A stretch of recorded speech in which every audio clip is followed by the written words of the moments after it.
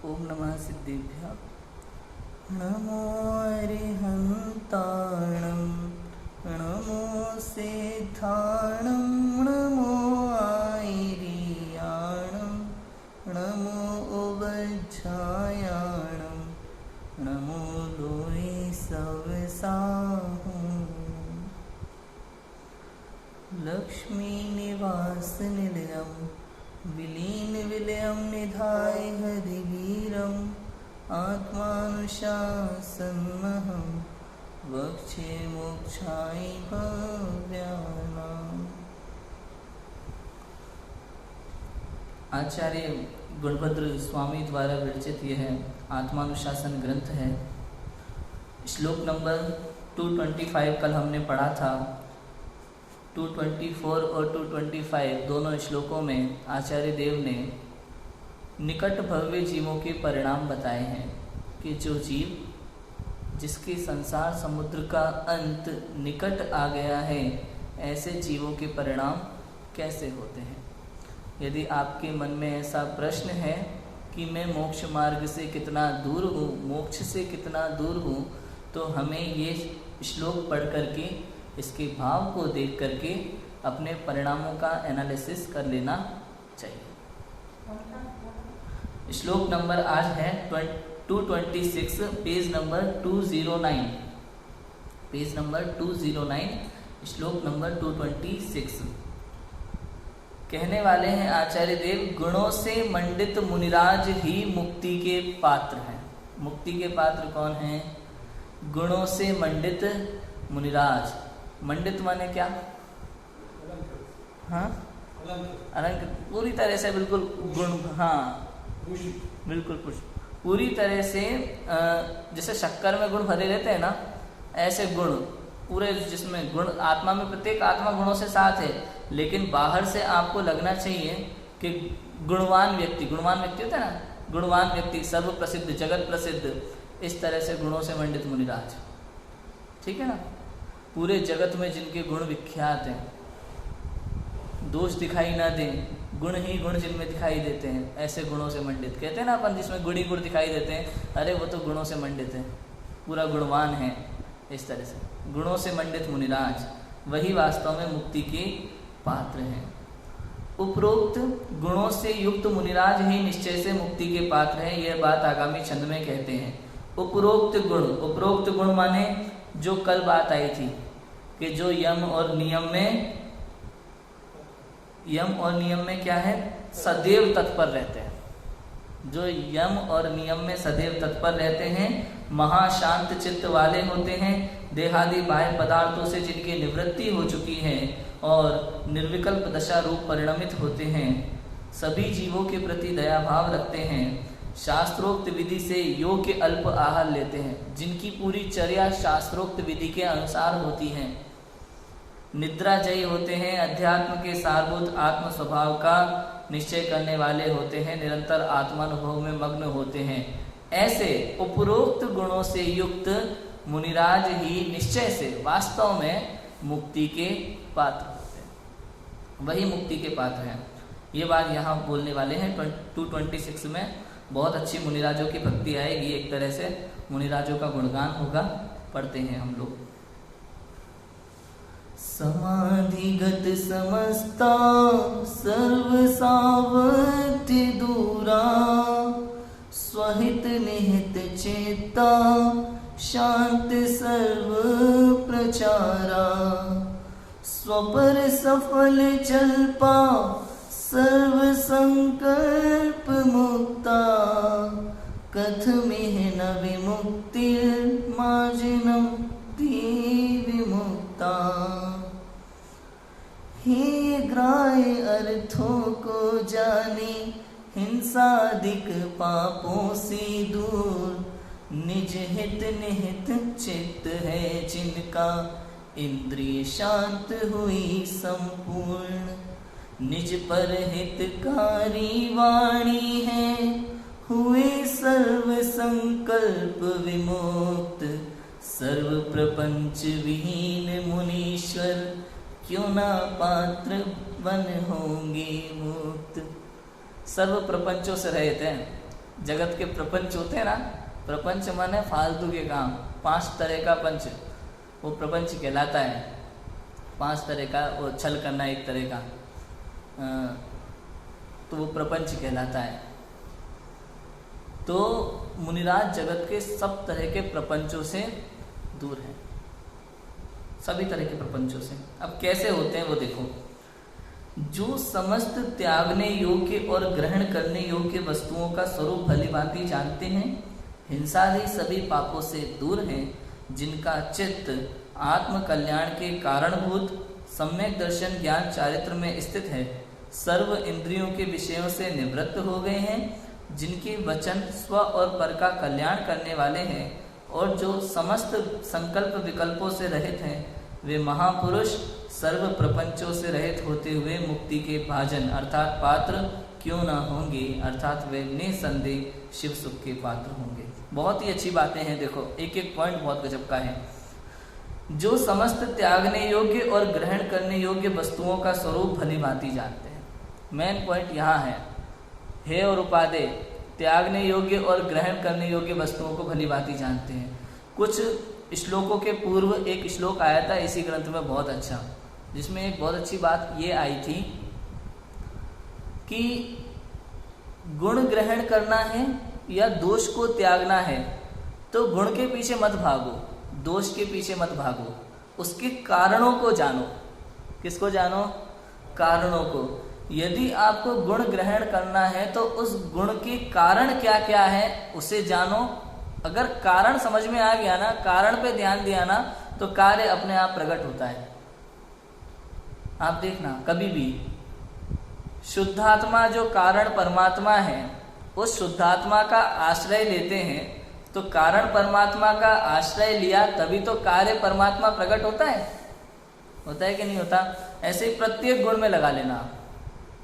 आप जब तक दोषों के कारणों को नहीं जानोगे तब तक दोष दूर नहीं होंगे, और गुणों के कारणों को नहीं जानोगे तब तक गुण ग्रहण नहीं होंगे। मूल बात यह है। कैसे होता है ऐसा? भाई मिथ्यात्व एक दोष है, ये हम जानते हैं, बराबर है। अब मिथ्यात्व दूर करना है तो क्या करें? कितना ही रट लेना, कितना ही कर लेना, भाई मिथ्यात्व भगाना है, मिथ्यात्व भगाना है, मिथ्यात्व भगाना है। भगता है क्या ऐसे? नहीं। आप मिथ्यात्व संबंधी क्रियाएं करते जाओ और सोचते जाओ नहीं मिथ्यात्व दूर करना है, तो मिथ्यात्व दूर नहीं होता। अब हमें क्या करना चाहिए, जिनवाणी में हम पढ़ेंगे मिथ्यात्व के कारण क्या क्या है। मिथ्यात्व क्या होता है कि विपरीत मान्यता मिथ्यात्व है। अब विपरीत मान्यता मतलब कि देवशास्त्र गुरु का यथार्थ श्रद्धांत सम्यक दर्शन यदि है, तो हमारी गलती कहाँ है? हम किसी को भी ढोक दे दें तो मिथ्यात्व है। तो सबसे पहले ये बंद होना चाहिए। अगर कोई पूछे जगत में पूज्य कौन है, तो एक शब्द में क्या उत्तर होगा पूज्य के लिए? एक शब्द में उत्तर है पूज्य के लिए वीतरागता। वीतरागता ही पूज्य है, अन्य कुछ नहीं। पूज्यते के लिए देव, शास्त्र, गुरु, पंच परमेष्टि, नव देवता लगाते रहना, नहीं इतनी बात नहीं करना। पूज्य मतलब क्या? वीतरागता। एक शब्द में उत्तर। पुरुषार्थ सिद्धि उपाय में लिखा है ना कि जितने जितने अंश में जीव के कषायों का अभाव होता है, उतने उतने अंश में जीव को वीतरागता प्रकट होती है, और जितने जितने अंश में वो वीतरागता प्रकट होती है, उस उतने उतने अंश में वो पूज्यता को प्राप्त होता है। ये निश्चित है। वीतरागता ही पूज्य है, वीतरागता का भाव पूज्य है। समझ आया? तो अगर आपको मिथ्यात्व दूर करना है तो मिथ्यात्व किन किन कारणों से होता है वो जान लेना चाहिए। उल्टी सीधी क्रियाएं, बिना सोचे बिना समझे कुछ भी मान लेना, और बिना विवेक के की गई क्रिया, ये मिथ्यात्व है। विवेक जरूरी है, प्रत्येक क्रिया में विवेक जरूरी है। सांसारिक कार्य हो या अलौकिक कार्य हो, लौकिक हो या अलौकिक हो, दोनों कार्यों में अपना विवेक लगाना बहुत जरूरी है। भले हमें माता पिता ने कोई कार्य दिया हो, हमें गुरुजन ने कोई कार्य दिया हो, लेकिन हमें अपने विवेक का प्रयोग करना चाहिए कि नहीं करना चाहिए? कोई कहे कि भाई माता पिता ने कोई कार्य दिया है तो उस पर शंका नहीं करना, गुरु ने कार्य दिया है तो शंका नहीं करना, बराबर है। गुरु की बात पे हम शंका नहीं कर रहे, लेकिन जो बात हमें समझ में ना आए तो उस बात को समझने की कोशिश करना चाहिए कि नहीं करना चाहिए। धरसेन आचार्य स्वामी ने पुष्पदंत आचार्य और भूतबली आचार्य को कर्णन योग का ज्ञान दिया। उससे पूर्व उनकी परीक्षा ली। परीक्षा में उन्होंने मंत्र दिए, दोनों को अलग अलग मंत्र दिए। एक मंत्र में एक अक्षर ज्यादा था और एक में एक कम था। क्या करना चाहिए था उनको, आचार्य को? गुरु ने दिया है तो गुरु ने दिया है तो गुरु के मंत्र पर शंका तो नहीं कर सकते। ऐसा कोई भाव नहीं था। वो जानते थे इसमें गुरु की गलती नहीं है, जरूर इसके पीछे कोई रहस्य है कि गुरु ने ये मंत्र दिया है।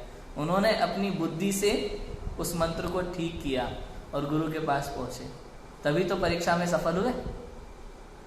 एक मंत्र होते हैं, मंत्र में क्या होता है, एक भी अक्षर कम या ज्यादा होता है ना तो वो अशुद्ध होता है। जब उन्होंने मंत्र की सिद्धि की तो एक देवी ऐसी आई जो कानी थी एक आंख से, और एक देवी ऐसी जिसका दांत बाहर निकला हुआ था। जिस मंत्र में एक अक्षर ज्यादा था उस मंत्र की सिद्धि पर एक देवी ऐसी प्रकट हुई जिसका एक दांत बाहर था, और एक मंत्र जिसमें अक्षर कम था उसमें वो देवी प्रकट हुई जो कानी थी आंख से। तो आचार्यों को लगा मन में कि देवी देव तो सर्वयुक्त सुंदर होते हैं, तो इतने सुंदर देव देवी होते हैं तो ऐसा कैसे हो सकता है, जरूर कुछ गड़बड़ है। तो उन्होंने उसको ठीक किया मंत्र को अपनी बुद्धि से, और फिर से सिद्ध किया तो सुंदर देवियां प्रकट हुई। हुआ कि नहीं हुआ? तो ऐसा ही होता है, हमें अपनी बुद्धि का, अपने विवेक का प्रयोग हर जगह करना चाहिए। अपने सांसारिक कार्यों में भी, भोजन बनाते समय देख देख के बनाना, ये विवेक है, ये विवेक है। अविवेक की क्रियाएं सब पाप कर्म को बांधती हैं, इसलिए अविवेक पूर्ण कोई क्रिया नहीं। मंदिर कैसे जाना, इसमें विवेक जरूरी है। स्वाध्याय कैसे करना, कैसे सुनना, इसमें विवेक चाहिए। कोई भी क्रिया उसमें विवेक चाहिए, महत्वपूर्ण ये है। समझ आया कितना होता है? जो समस्त त्यागने योग्य और ग्रहण करने योग्य वस्तुओं का स्वरूप भली भांति जानते हैं। सम्यक दर्शन प्राप्त करना है आपको तो सम्यक दर्शन के कारणों को जानो। पंडित टोडरमल जी कहते हैं सम्यक दर्शन के तो 4 कारण समझ ले। कौन कौन से 4 कारण हैं? सच्चे देवशास्त्र गुरु का यथार्थ श्रद्धान, 7 तत्वों का यथार्थ श्रद्धान, स्व और पर का यथार्थ श्रद्धान, निज शुद्धात्मा का यथार्थ श्रद्धान। ये 4 लक्षण हैं और इन चारों में अविनाभावी संबंध है। अविनाभावी संबंध का अर्थ है यदि एक है तो चारों हैं, एक नहीं है तो चारों नहीं। यदि कोई सम्यक दृष्टि है, आप सोचो कि आत्मानुभव हो गया लेकिन मंदिर जाने में उसको रुचि नहीं है, तो ऐसा नहीं हो सकता भाई, ऐसा नहीं है।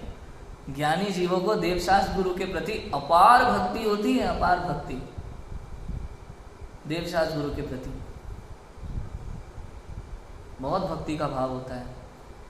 पक्के श्रद्धानी होते हैं। वीतरागी देवशास्त्र गुरु ऐसे होते हैं, उनके गुणगान करते हैं मंदिर में बैठकर उनका। तो देवशास्त्र गुरु का यथार्थ श्रद्धान होता है। 7 तत्व संबंधी कोई भूल नहीं होती, कोई भूल नहीं। अप्रयोजन भूत शंकाएं कितनी भी हो सकती हैं, ज्ञानी को, मुनिराजों को अप्रयोजन भूत शंकाएं कितनी भी हो सकती हैं, लेकिन प्रयोजन भूत तत्व में कोई भूल नहीं होती। जो आता है ना आहारक रिद्धि वाली बात मुनिराजों के, कि आहारक रिद्धि होती है, उन्हें कोई शंका अगर मन में हो जाए मुनिराज को तो पुतला निकलता है दाएं हाथ से, कहीं समव शरण छू करके आ जाता है, किसी ज्ञानी मुनिराज को छू करके आ जाता है, तो उनकी शंका का समाधान हो जाता है। तो यहाँ जो बात है शंका की, तो वहाँ शंका मतलब अप्रयोजन भूत शंका है, क्योंकि चौथे गुण स्थान में भी प्रयोजन भूत संबंधी कोई शंका नहीं होती, तभी तो निशंकित गुण प्रकट होता है। निशंकित गुण का मतलब क्या?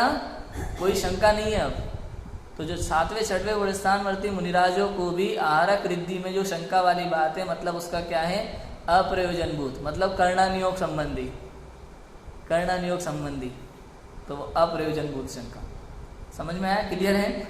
तो सम्यक दर्शन यदि चाहिए तो उसके कारणों को जानो। देवशास्त्र गुरु का श्रद्धान, भक्ति, ये होना चाहिए। 7 तत्वों का श्रद्धान, स्वाध्याय हो निरंतर।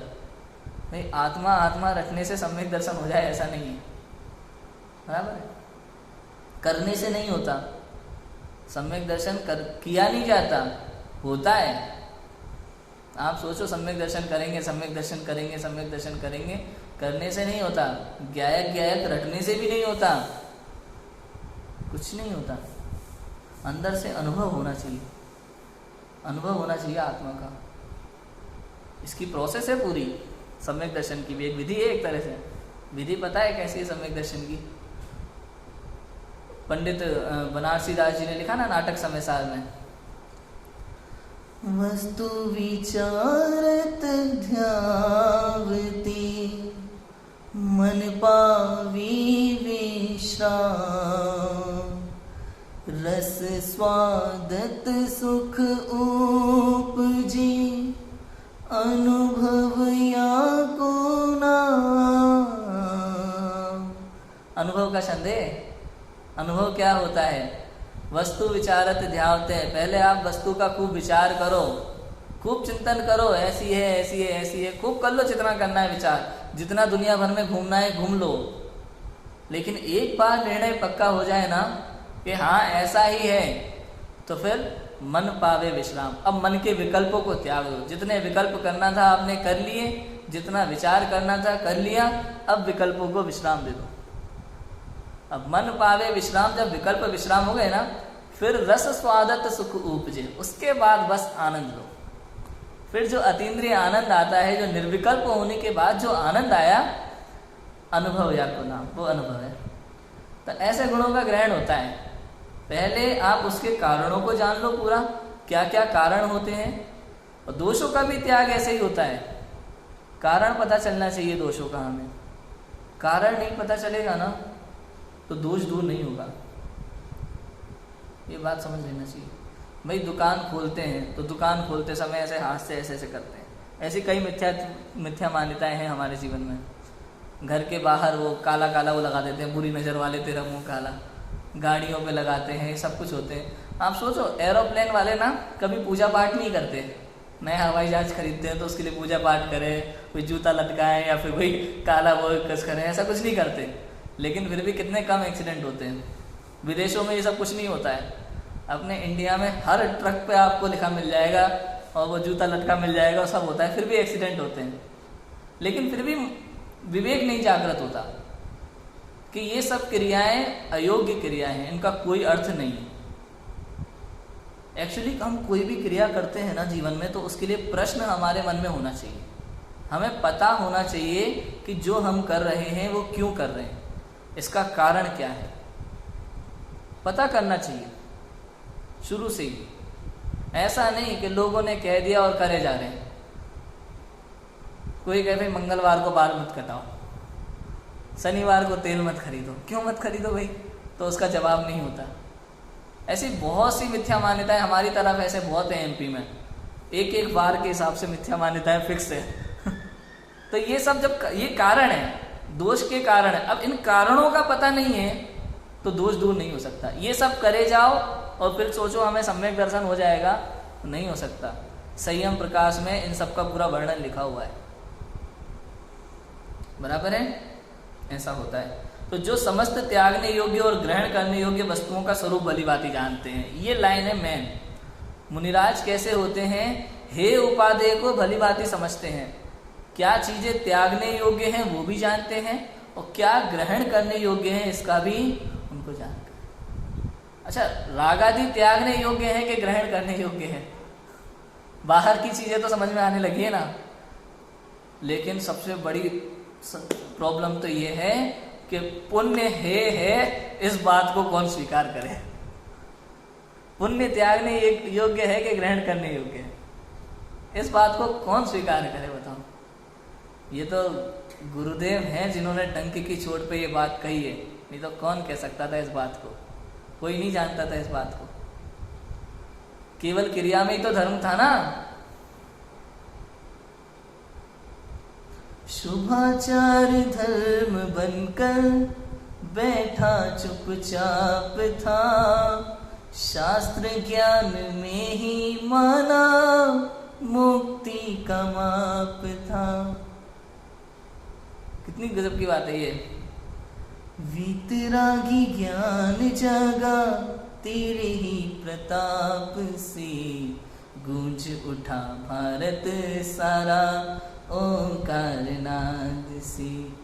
गुरुदेव आई रे बड़े ही सौभाग्य से गूंज उठा भारत सारा ओंकार नाद से। ओंकार नाद मतलब पूरी चिनवाणी आ गई इसमें। दिव्य ध्वनि ओंकार नाद है ना, तो ओंकार नाद में पूरी चिनवाणी आ गई। किसी को पता ही नहीं था। इसके अलावा धर्म में आज भी उधर ऐसा ही है। सुबह अगर आपने प्रक्षाल करके वो शांति धारा करके 1 घंटा अगर आपने 1 घंटे में 4-5 पूजन फटाफट से पढ़ दी तो मतलब आप धार्मिक व्यक्तित्व, बहुत बड़े धार्मिक, आपसे बड़ा धार्मिक कोई नहीं है। और कमाल की बात यह है कि जिस संस्कृत की पूजा पीठिका को संस्कृत यूनिवर्सिटी के बड़े बड़े प्रोफेसर जितनी स्पीड में नहीं पढ़ सकते उतनी स्पीड में पढ़ देते हैं। आप देखो कितनी अशुद्धियां होती होंगी। तो ये धर्म नहीं है, बराबर है। तो करना चाहिए कि नहीं करना चाहिए भैया? भाई आप नहीं करोगे तो क्या करोगे? ये नहीं करोगे, पूजा पाठ नहीं करोगे, मंदिर नहीं जाओगे तो क्या करोगे? घर में बैठ के टीवी देखोगे, उल्टे सीधे काम करोगे, दुनिया भर की पंचायत करोगे। इससे अच्छा है जिनेंद्र देव को निहारो, जिन प्रतिमा को निहारो, उनका गुणगान करो, पूजन करो। ये पूजन जो है ना, ये स्वाध्याय है, स्वाध्याय का अंग है। पूजन, भक्ति, आरती सब स्वाध्याय का अंग है। इससे हमें भगवान के गुणों का पता चलता है। कितनी सारी बातें। जग में जिसको निज कहता मैं, वह छोड़ मुझे चल देता है। मैं आकुल व्याकुल हो लेता, व्याकुल का फल व्याकुलता है। अब ये स्वाध्याय है क्या पूजन है? बताओ। पूजन का पूजन है और स्वाध्याय का स्वाध्याय है। इतनी गजब की चीज है। लेकिन आप पढ़ के आ जाओ और अर्थ पता नहीं चले तो कोई फायदा नहीं। आप सिद्ध चक्र विधान कर लो 8 दिन में, लेकिन यही पता नहीं चला कि वहां संतलाल जी ने, कविवर संतलाल जी ने जो लिखी है लाइनें, उनका मतलब क्या है, तो विधान करने का क्या अर्थ? भगवान तो सर्वज्ञ हैं, वीतरागी हैं, उन्हें तो सब पता है, उन्हें सुनाने का तो कोई काम नहीं है। ये होता है हमारे लिए, पूजन है, विधान है, हमारे लिए, भगवान के लिए नहीं है। तो उस हिसाब से हमें समझना चाहिए। क्लियर है? तो कहने का अर्थ ये है कि ये स्वीकारना बहुत बड़ी बात है कि शुभ भाव से धर्म नहीं होता। हाँ, शुभ भाव होता है, शुभ भाव होता है, इसका अस्तित्व है, आएंगे बार बार, लेकिन इसमें धर्म मानना ये मिथ्यात्व है।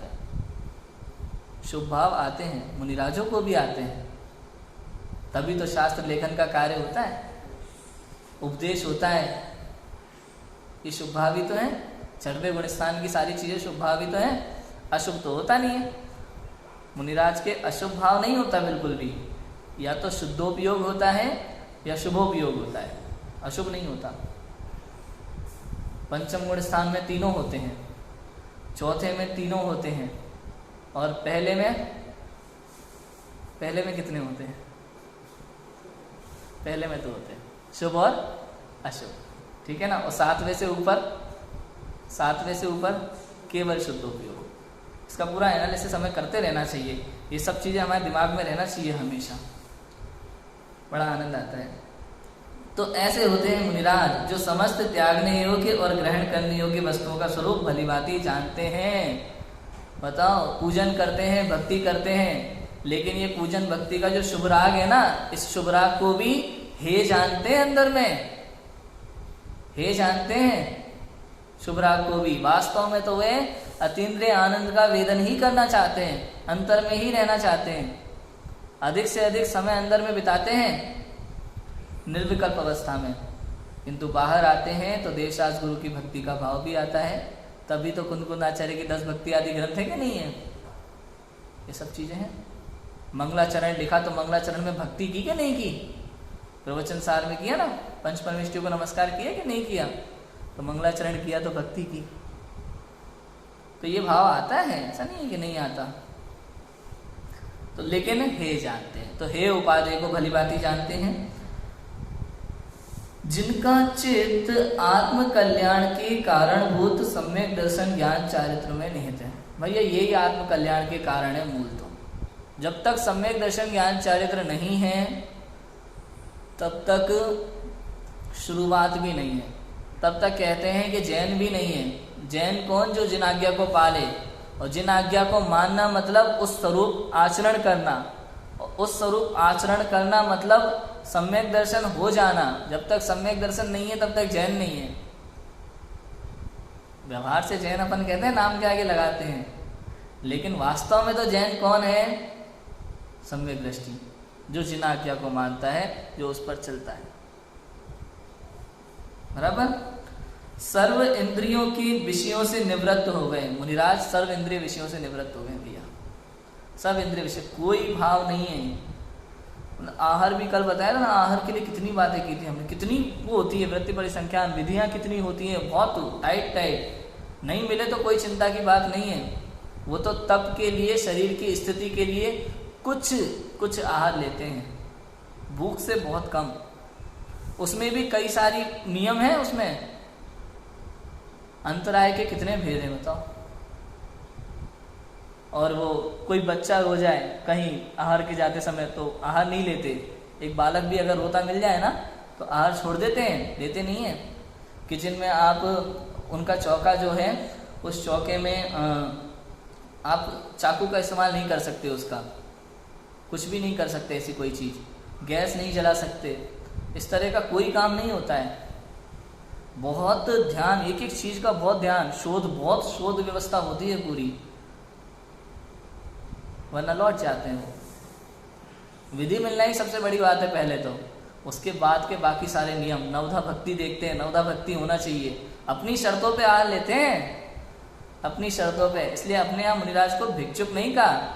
कुछ लोग मुनिराज को भिक्षुक कहते हैं, भिक्षुक नहीं है, अपनी शर्तों पे आहार लेते हैं, ऐसे हैं।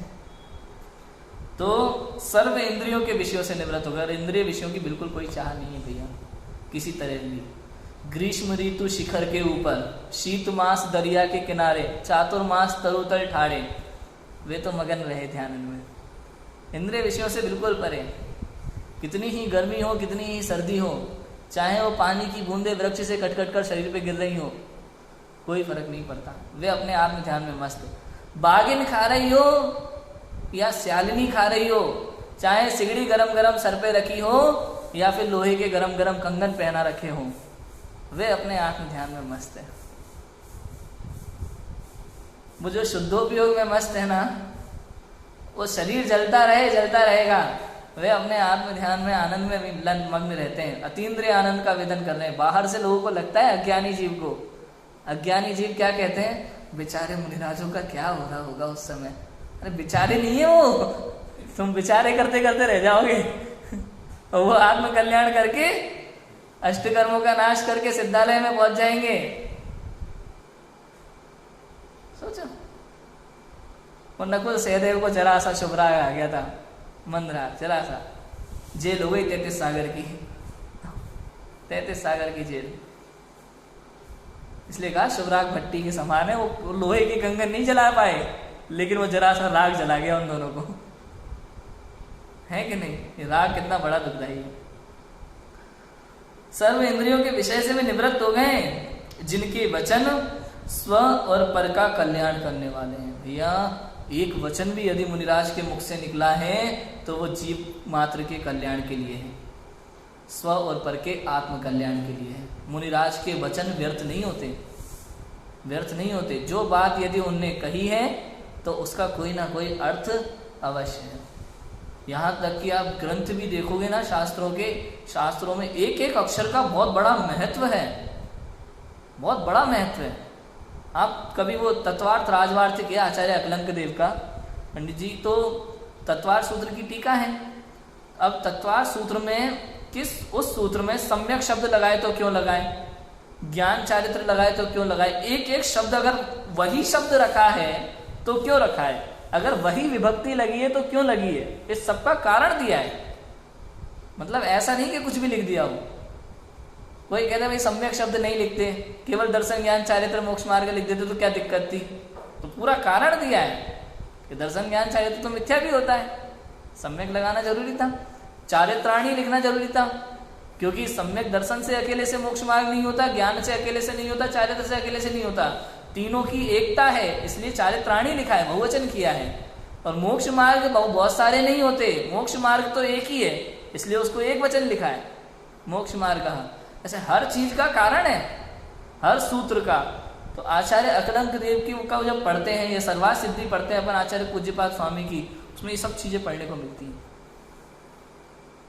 कोई भी एक एक अक्षर, एक एक शब्द, आप सोच कितने बड़े विद्वान होंगे जब मुनिराज ये संस्कृत साहित्य के, कालिदास वगैरह की जो बात आती है ना अपनी कॉलेज की पढ़ाई में, कालिदास वगैरह को बहुत बड़ा संस्कृत का कवि माना जाता है। और ये जो लिखे जाते हैं, क्या नाम ये है ना, लघु सिद्धांत कौमुदी, ये कौमुदी वगैरह के लिए उन्हीं को माना जाता है।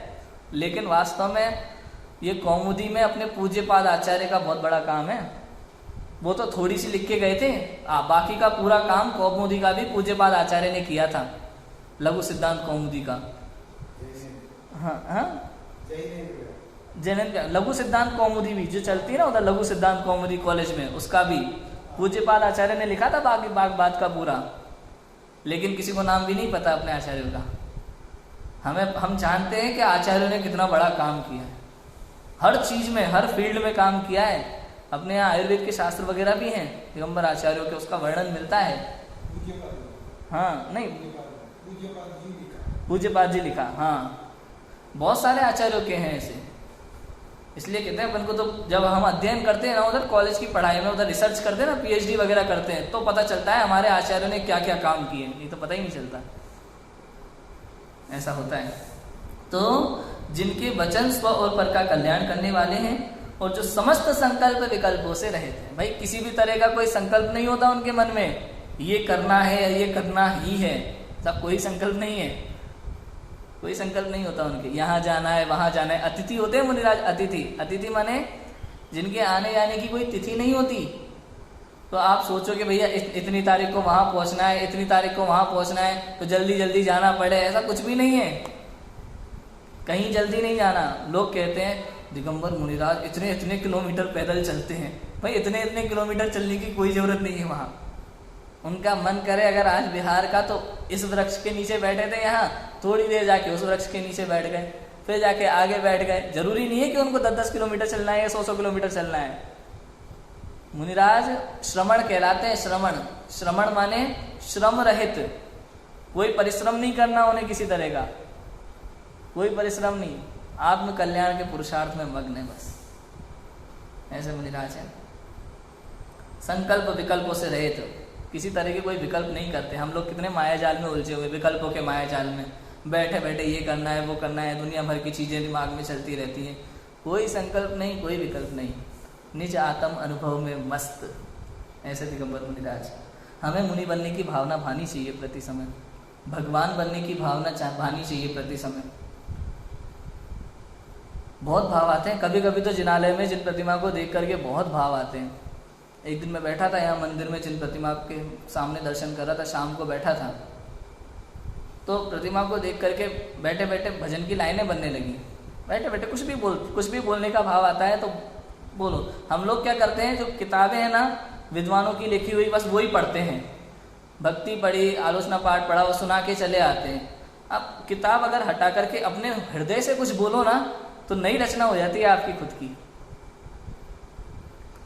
वीतरागी प्रभु है तुमको नमन, तेरे जैसा बनूं में मेरा है मन, तेरे जैसे ही मोह को त्यागूंगा मैं, तेरे जैसे ही घर को भी छोड़ूंगा मैं, तेरे जैसे ही वनों में जाऊंगा मैं, तेरे जैसे ही ध्यान लगाऊंगा मैं।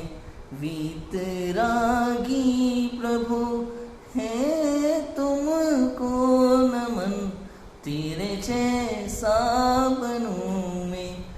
राहें मन। ऐसे बहुत सारी लाइन है इसमें, मतलब आपने जो जो किया वही वही करूंगा मैं, जिस मार्ग पे आप चले उसी मार्ग पे मुझे चलना है। तो जो भावना आती है ना मंदिर में, आपको भगवान को देख करके बोलना चाहिए अपने भाव। प्रतिक्रमण भी हम करते हैं तो क्या करते हैं, जो लिखा हुआ है ना तो उसको पढ़ के आते हैं, अपने हृदय से बोलना चाहिए।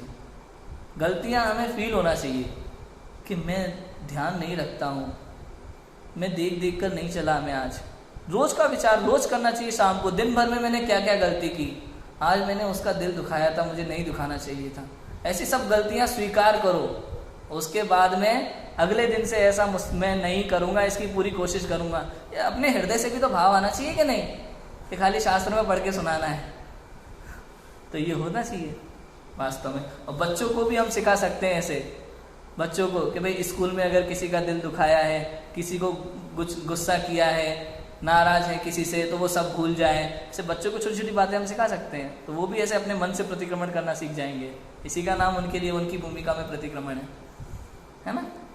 तो ये होता है, संकल्प विकल्पों से रहित हैं वे महापुरुष, सर्व प्रपंचों से रहित होते हुए मुक्ति के भाजन, मुक्ति के पात्र क्यों नहीं होंगे?